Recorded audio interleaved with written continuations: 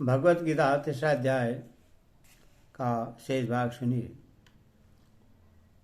कृष्ण भगवान कहते हैं, वर्ण आश्रम स्वभाव और परिस्थिति के अनुसार जिस मनुष्य के लिए जिन कर्म का शास्त्र विधान है, जिनका अनुष्ठान करना मनुष्य के लिए अवश्य कर्तव्य माना गया है, उन शास्त्र विहित स्वाभाविक कर्मों का न्यायपूर्वक अपना कर्तव्य समझकर अनुष्ठान करना, उन कर्मों में और उनके फल में ममता, आसक्ति और कामना का सर्वदा त्याग करके प्रत्येक कर्म की सिद्धि और असिद्धि में तथा उसके फल में सदा ही सम रहना एवं इंद्रियों के भोगों में और कर्मों में आसक्त न होकर समस्त संकल्पों का त्याग करके योगारूढ़ हो जाना, यह कर्मयोग की निष्ठा है तथा परमेश्वर की सर्वशक्तिमान, सर्वधारा, सर्वव्यापी, सबके सुहृदय और सबके प्रेरक समझकर और अपने को सर्वदा उनके अधीन मानकर समस्त कर्म और उनका फल भगवान के समर्पण करना, उनकी आज्ञा और प्रेरणा के अनुसार उनकी पूजा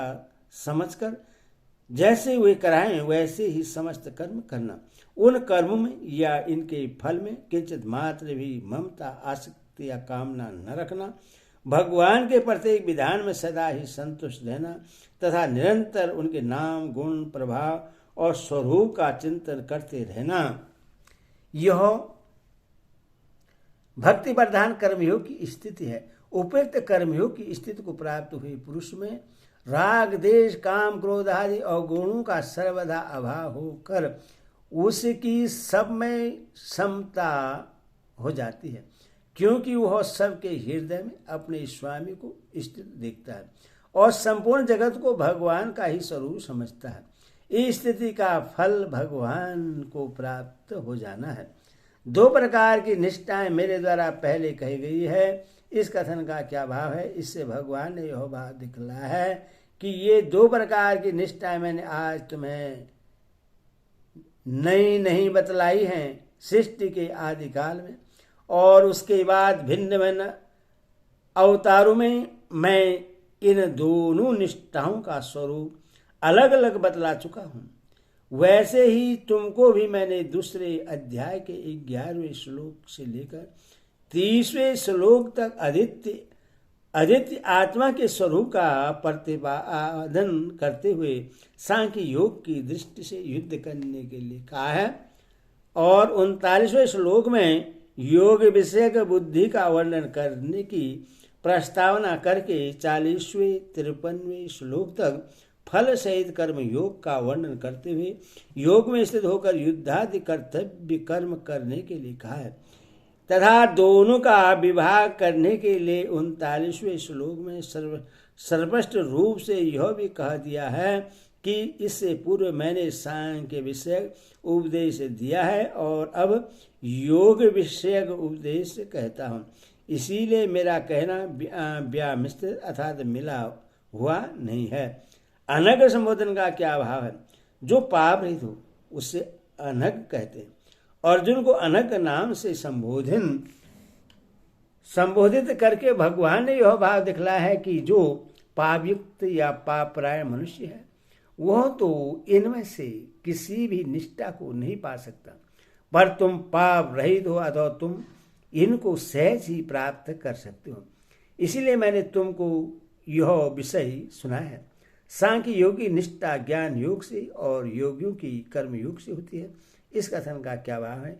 इससे यह भाव दिखलाया है कि उन दोनों प्रकार की निष्ठाओं में से जो सांख्य योगी की निष्ठा है वह तो ज्ञान योग का साधन करते करते देहाभिमान का सर्वदा नाश होने पर सिद्ध होती है, और जो कर्म योगियों की निष्ठा है वह कर्म योग का साधन करते करते कर्मों में और उनके फल में ममता, आसक्ति और कामना का अभाव होकर सिद्धि असिद्धि में समतत्व होने पर होती है।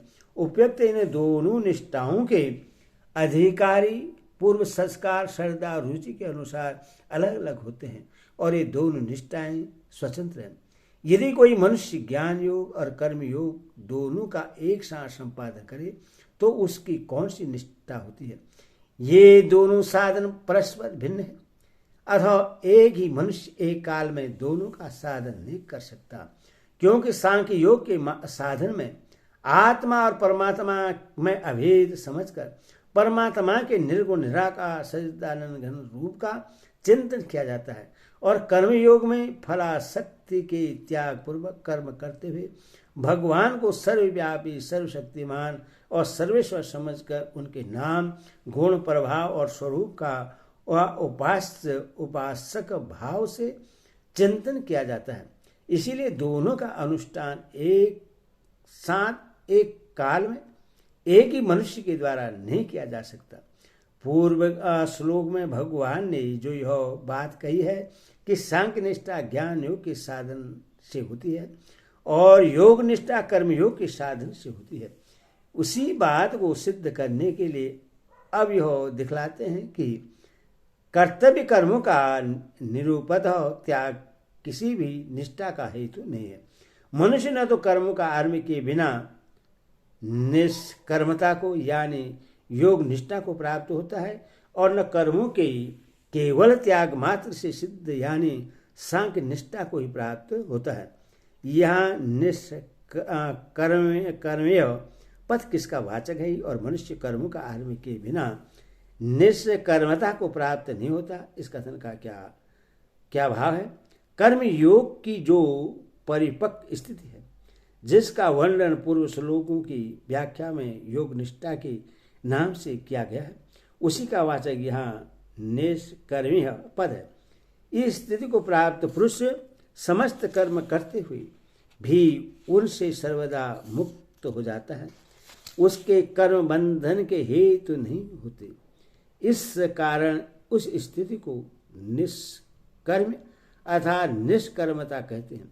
यह स्थिति मनुष्य को निष्काम भाव से कर्तव्य कर्म का आचरण करने से ही मिलती है, बिना कर्म किए नहीं मिल सकती।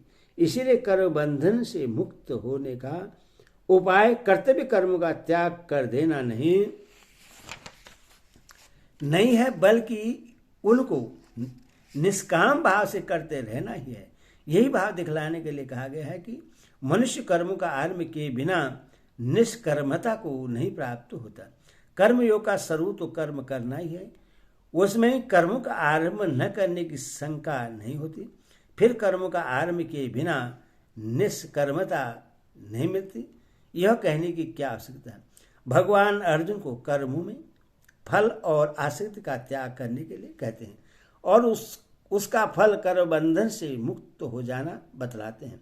इस कारण वह यह समझ सकते हैं कि यदि मैं कर्म न करूं तो अपने आप ही उनके बंधन से मुक्त हो जाऊंगा, फिर कर्म करने की जरूरत ही क्या है। इस भ्रम की निवृत्ति के लिए पहले कर्मयोग का प्रकरण आरंभ करते समय भी भगवान ने कहा है कि माते संग कर्मण अर्थात तेरी कर्म न करने में आसक्ति नहीं होनी चाहिए। तथा छठे अध्याय में भी कहा है कि ये रुक्ष मुनि के लिए कर्म करना ही योगारूढ़ होने का उपाय है। इसीलिए शारीरिक परिश्रम के भय से या अन्य किसी प्रकार की आसक्ति से मनुष्य में जो अप्रवृत्ति का दोष आ जाता है, उससे कर्म योग में बाधक बतलाने के लिए ही भगवान ने ऐसा कहा है। यहाँ सिद्धम पद किनका वाचक है और कर्मों के केवल त्याग मात्र से सिद्धि की प्राप्ति नहीं होती, इस कथन का क्या भाव है। जो ज्ञान योग की सिद्धि यानी परिपक्व स्थिति है, जिसका वर्णन पूर्व श्लोकों की व्याख्या में ज्ञान निष्ठा के नाम से किया गया है तथा जिसका फल तत्व ज्ञान की प्राप्ति है, उसका वाचक यहाँ सिद्धम पद है। इस स्थिति पर पहुंचकर साधक ब्रह्म भाव को प्राप्त हो जाता है। उसकी दृष्टि में आत्मा और परमात्मा का किंचित मात्र भेद नहीं रहता, वह स्वयं ब्रह्म स्वरूप हो जाता है। इसीलिए इस स्थिति को सिद्धि कहते हैं। यह ज्ञान योग रूप सिद्धि अपने वर्णाश्रम के अनुसार करने योग्य कर्मों में कर्तापन का अभिमान त्याग कर तथा समस्त भोग में ममता आसक्ति और कामना से रहित होकर निरंतर अभिन्न भाव से परमात्मा के स्वरूप का चिंतन करने से ही सिद्ध होती है। कर्मों का स्वरूप से त्याग कर लेने मात्र से नहीं मिलती, क्योंकि अहिंसा, ममता और आसक्ति का नाश हुए बिना मनुष्यों की अभिन्न भाव से परमात्मा में स्थिर स्थिति नहीं हो सकती, बल्कि मन, बुद्धि और शरीर द्वारा होने वाली किसी भी क्रिया का अपने को कर्ता न समझकर उनका दृष्टा साक्षी रहने से उपयोगी स्थिति प्राप्त हो जाती है। इसीलिए सांख्य योगी को भी वर्णाश्रमोचित कर्मों का स्वरूप से त्याग करने की चेष्टा न करके उनमें कर्तापन, ममता, आसक्ति और कामना से रहित हो जाना चाहिए।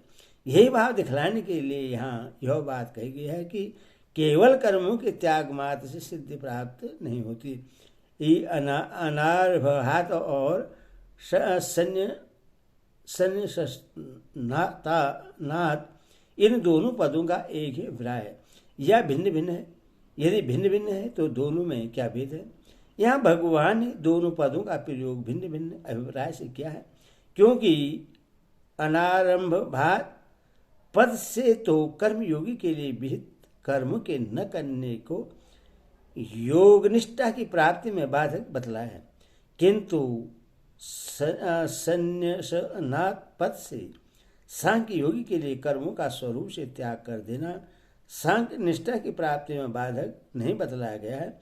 केवल यही बात कही गई है कि उससे सिद्धि नहीं मिलती। सिद्धि की प्राप्ति के लिए उससे कर्तापन का त्याग करके सच्चिदानंद घन ब्रह्मा में अभेद भाव से स्थित होना आवश्यक है।